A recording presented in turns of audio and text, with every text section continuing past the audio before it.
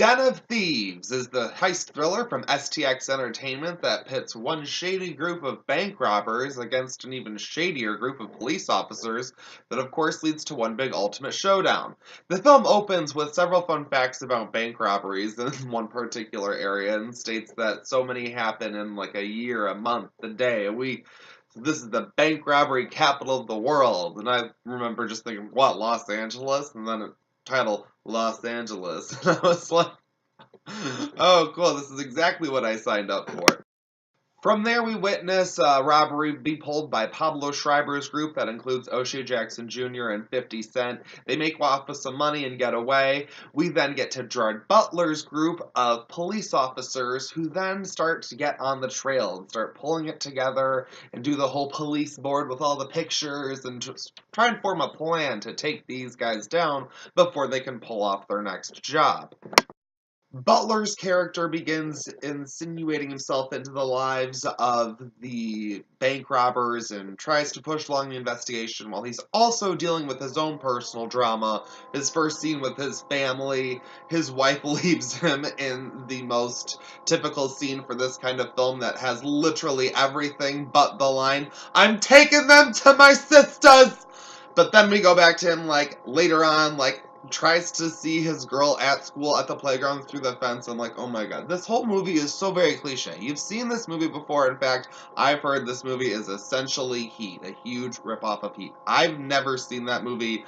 I'm not a huge Michael Mann fan. So if you, like me, just have it, you might go into this and have some fun with it. But I bet if you've seen Heat, I'm assuming that's what I've heard, is that it's essentially just a straight ripoff. So, I don't know.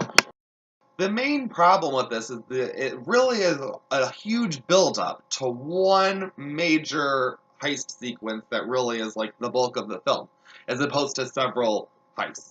There's like an opening one, and not to give too much, but that's just how it works. And so we really just end up with the first half is so dragged out.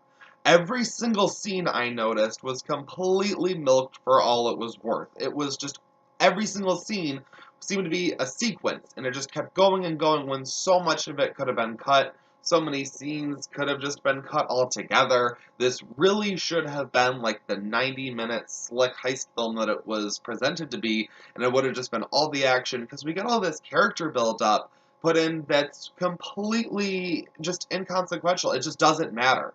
None of it matters. I will say what I did enjoy about this film is that the lines are very blurred between antagonist and protagonist.